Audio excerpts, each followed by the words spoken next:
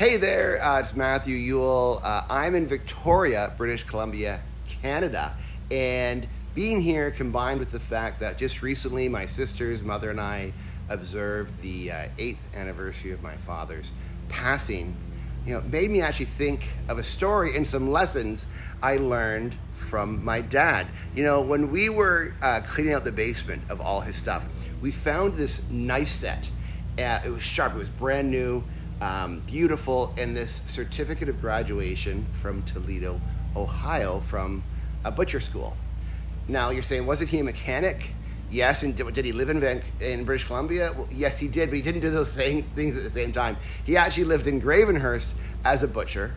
He worked and lived in Elliott Lake as a miner in the mines. He lived and worked in East York as a janitor, and then Scarborough as a mechanic, and of course, he was from Nova Scotia.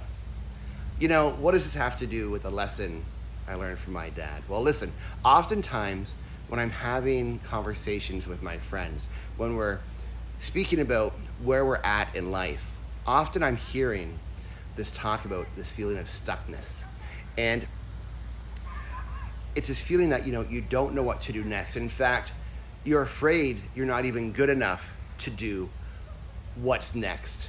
And heck, you're not even sure if you're good enough to be doing what you're doing right now. Imposter syndrome, ring a bell. We've all been there. My dad would often speak the same way about himself, but he had this gift. He was able to tell himself a new story. We have a built-in negativity bias. It's well documented, empirically evidenced, that we are more likely to look at a negative situation and try to learn from that than to look at something in an equal basis and learn from that. My dad knew this instinctively, but he also had these 4 steps to overcome this negativity bias and to help tell himself a new story.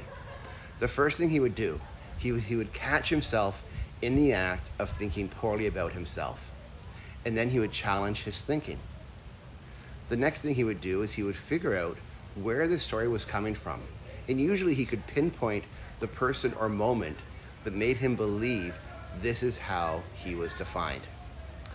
And then he would remind himself of the times when he had been at his best, when he was successful at something, when he had set a goal and accomplished it.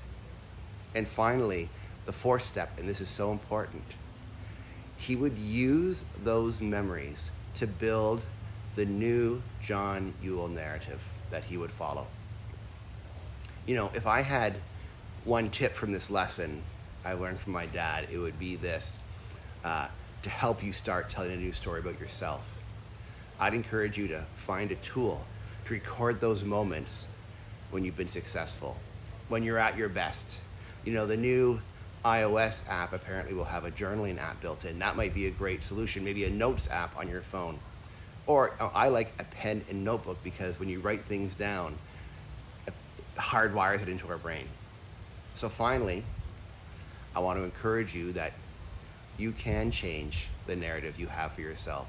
Look no further than all you've accomplished already. This is not a one-to-one video. This is for a lot of people, but I know you have accomplished so much. Look at those challenges you've had to overcome and the adversities you faced head on, only to have to engage them and ultimately won the day. I am so proud of you for that. I truly am. So listen, thanks for listening to this story and lessons I learned from my dad. I love sharing them. I'm so grateful for what he left, his legacy he left for me to keep on learning even after he's passed. And I really look forward to hearing the new story that you're telling yourself. Have a great day.